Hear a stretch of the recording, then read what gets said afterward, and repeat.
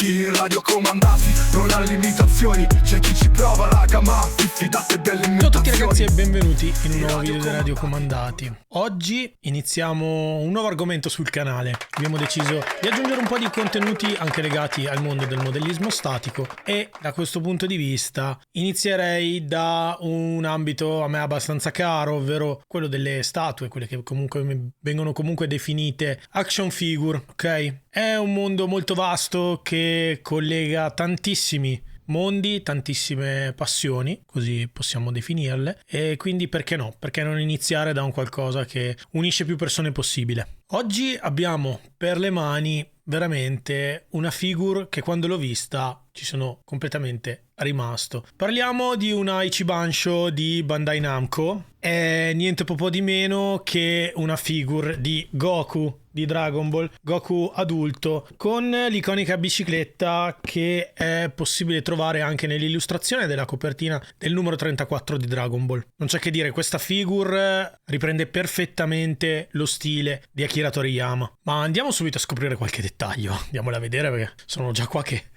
Allora, innanzitutto vi do un pochino di contesto, ok? Anche un po' per farvi capire di cosa stiamo parlando. Innanzitutto, che cos'è un Ichibansho? L'Ichibansho è una linea di figure prodotta appunto da Bandai Namco con sculture molto curate e molto fedeli agli anime di riferimento. Solitamente sono realizzate in PVC, che è, diciamolo, il materiale perfetto per chi cerca una figure molto dettagliata ma comunque che non raggiunga prezzi folli. Le Ichibansho appunto sono delle figure che vanno a riproporre sotto forma di action figure delle scene iconiche del mondo degli anime e dei fumetti. E appunto, come vi dicevo prima, quella che le contraddistingue comunque è un'alta fedeltà nei dettagli. Alcuni pezzi poi risultano anche un po' più complicati da reperire, soprattutto dopo il lancio, perché vengono anche limitati nel numero di pezzi. Come vi dicevo prima, questa nello specifico è in PVC, ovvero il cloruro di polivinile, mamma mia questi nomi, che è sicuramente tra i materiali più utilizzati nel mondo delle figure. È resistente, c'è comunque un buon grado di flessibilità, comunque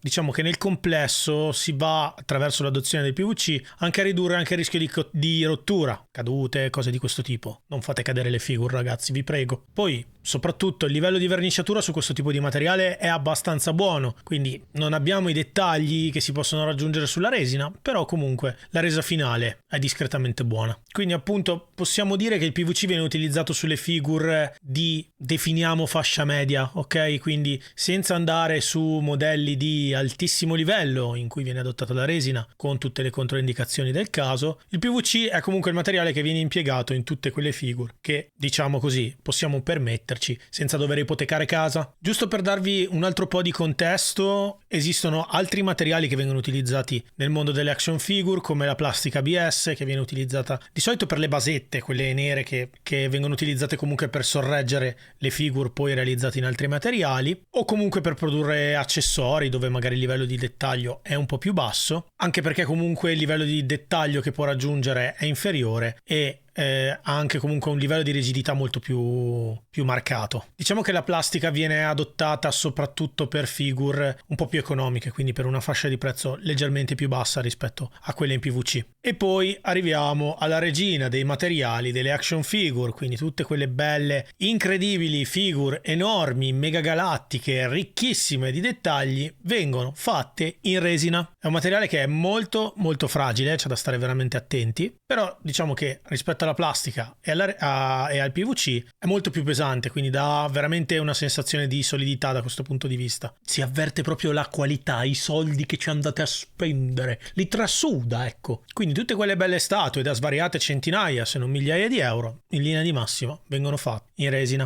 Ora che abbiamo fatto tutto questo bella, come dire, panoramica un po' dal punto di vista tecnico per poter capire al meglio anche questo mondo, che dite? Andiamo a vedere? Unboxiamo? La scatola già dal fronte comunque richiama quella che è l'illustrazione del numero 34 del volume di Dragon Ball, con Goku di profilo e in sella la sua bicicletta. All'interno possiamo vedere che la figure è già assemblata, quindi non ci sono pezzi da incastrare o altro, ma è molto ben protetta dal punto di vista dell'imballaggio. Devo dire veramente che questa figure mi ha colpito sin da subito quando l'ho vista, perché dà veramente l'effetto di dinamicità, di movimento, la resa è proprio bella e anche l'espressione che ha Goku in sella alla sua bicicletta è un po' quello che la contraddistingue, no? Lo sguardo spensierato di chi veramente può spaccare letteralmente chiunque. Comunque anche dal punto di vista delle dimensioni non è piccolina, perché raggiunge nel punto più alto addirittura i 18 cm. Ho visto pile di merda più alte di te nel mio paese. No, sta roba non mettiamola, meglio di no. È sicuramente una bella manza questa figure, sarò ben lieto di esporla vicino a tutte le altre. Dal punto di vista della verniciatura, i colori sono belli, sono molto vibranti, danno un'ottima resa, ci sono leggermente delle ombreggiature che sono state applicate, e anche poi la bicicletta veramente è super dettagliata, ragazzi, dalla catena al filo dei freni è veramente fatta bene. Se vi state chiedendo perché ho scelto questa figure, perché ho deciso così di aggiungerla alla mia collezione e perché eventualmente dovreste anche voi farlo, adesso vi spiego qualche motivo. Da un punto di vista così di scena che va a riprendere la figure, è un po' quella che è la caratteristica dell'Ichiban Show, è proprio quella di andare a riprendere le scene originali del manga. Questo è il motivo, uno dei motivi secondo me più belli per scegliere questa figura, ovvero che va a riprendere proprio addirittura un'immagine che è in copertina su un numero del nostro amato manga di Dragon Ball nel modo migliore. Dal punto di vista poi del rapporto qualità-prezzo, secondo me è ottima, perché siamo comunque al di sotto dei 100 euro, quindi non è una figure che possiamo considerare molto dispendiosa da questo punto di vista, però comunque dal punto di vista dei dettagli, della resa dei colori e dei materiali utilizzati, devo dire che è veramente ben fatta.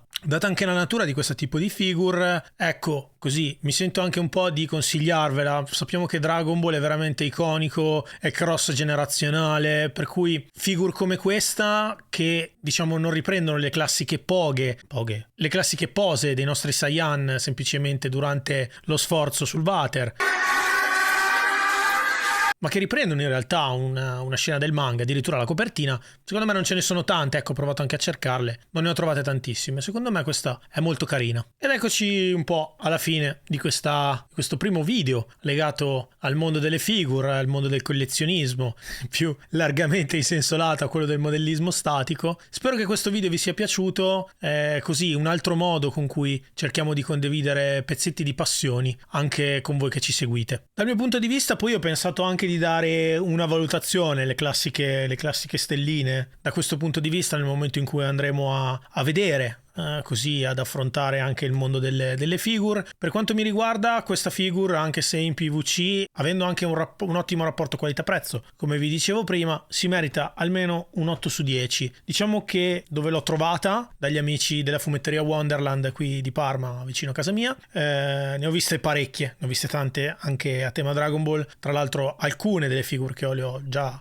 prese da loro. Vi posso dire che questa è quella che mi ha colpito di più. Ho trovato disponibile anche quella con Gohan e mi piacerebbe ovviamente prendere anche quella, però ecco, non potevo esimermi dal portare a casa il caro vecchio Kakarot. Mi raccomando, ovviamente, se questo video vi è piaciuto, cliccate like, iscrivetevi al canale e così, ragazzi, magari consigliateci anche un po' se siete esperti di questo mondo, se avete dei pareri, così ci piacerebbe confrontarci anche su questo tema. All'interno del nostro Telegram abbiamo un topic dedicato anche per questo. E da Seven è tutto, anche da questo primissimo video al di fuori del mondo del modellismo dinamico. Spero che vi sia piaciuto, ragazzi, fatecelo sapere, per noi è importante anche per capire quanto tempo e energie investire in questi nuovi contenuti. Da Seven e da Goku, addio piacendo, arrivederci, alla prossima, ciao!